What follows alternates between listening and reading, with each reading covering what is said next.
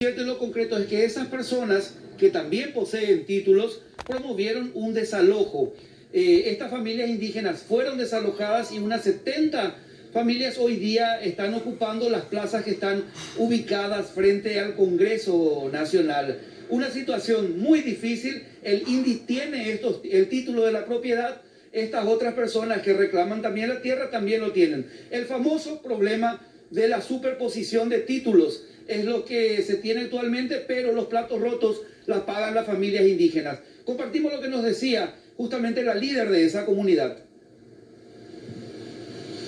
La comunidad, con título a nombre del Instituto Paraguayo del Indígena, el propietario legal del inmueble, y Oyetopa, superposición de títulos, título yo a 12 títulos y ore 1364 hectáreas ari omboya oji y ore al mismo tiempo inder o me hecho fuera la título me Carolina Alfonso que es fiscal es la promover la desalojo a nombre de la comunidad Capotu Capechabe y un brasilero fuera agrointegración pegua upea poner la jera leí patrón fuera pero agrointegración el 15 de junio roñemos en de Catubeiro y qué porque hoy ya hay seguridad privada.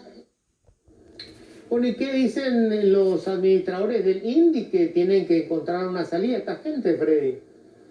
Exactamente. Según el presidente del INDI, el señor Edgar Olmedo, estas tierras fueron compradas bajo la presidencia de Valentín Gamarra entre el 95 y el 96. Estamos hablando de 1995 y 1996. El INDI se ratifica de que esas tierras son suyas y acusa a la jueza, en este caso, que intervino en el desalojo de estas familias indígenas, de no darle al INDI la posibilidad de defender ese bien que también es de ellos, que son las tierras, con los documentos que ellos tienen. Compartimos lo que decía el presidente del INDI. Nosotros al tener conocimiento de este hecho y teniendo un justo título adquirido por el Estado paraguayo en aquella época, hemos presentado sendas demandas también en el ámbito civil, como reivindicación de inmuebles, juicio de mensura, y también hemos planteado una acción autónoma de nulidad porque el interdicto no fue promovido contra el INDI, fue promovido contra la señora Marta Díaz y nosotros nos sentimos afectados. Todas estas acciones fueron notificadas a la jueza de la causa para que ella tome en consideración y suspenda el procedimiento de desalojo de esta comunidad. No fue tenido en cuenta en ningún momento por ella, porque la cuestión posesoria es lo que se discutía en el interdicto, no la titularidad y el mejor derecho sobre el inmueble, quienes nosotros hoy reivindicamos como institución, porque son tierras del Estado paraguayo.